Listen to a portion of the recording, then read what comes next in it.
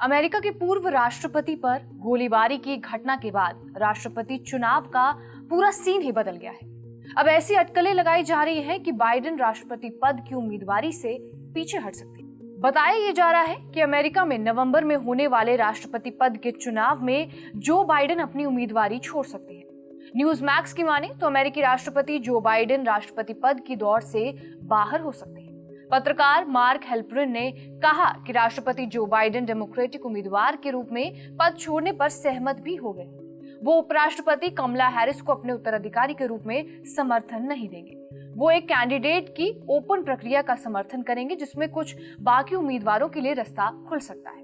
हालांकि खबरें ये भी है कि कमला हैरिस को राष्ट्रपति पद का उम्मीदवार चुना जा सकता है।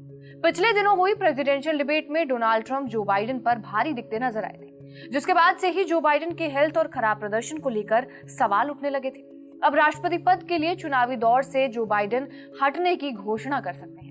द न्यूयॉर्क टाइम्स ने अपनी रिपोर्ट में ये कहा कि करीबी लोगों का मानना है कि बाइडेन ने इस विचार को स्वीकार करना शुरू कर दिया है। अब उन्हें भी लगने लगा है कि नवंबर में होने वाले चुनाव जीतने में वो सक्षम नहीं है। न्यूयॉर्क टाइम्स ने अपनी रिपोर्ट में कहा कि डेमोक्रेटिक पार्टी के बड़े नेताओं को ऐसा लग रहा है कि बाइडेन अब पीछे हट जाएंगे। 2 दिन पहले ही पूर्व राष्ट्रपति बराक ओबामा ने भी ये कहा था कि बाइडेन की जीत की उम्मीद इस बार काफी कम है। वॉशिंगटन पोस्ट ने भी अपनी रिपोर्ट में ये कहा कि गुरुवार रात तक यही अटकलें लगती रही कि बाइडेन कभी भी चुनाव नहीं लड़ने की घोषणा कर सकते हैं। वहीं उपराष्ट्रपति कमला हैरिस ने पार्टी उम्मीदवार बनने की संभावना के बीच उपराष्ट्रपति पद के उम्मीदवार के लिए विकल्पों की तलाश भी शुरू कर दी है। पिछले ही दिनों पूर्व राष्ट्रपति डोनाल्ड ट्रंप पर हमला हुआ था।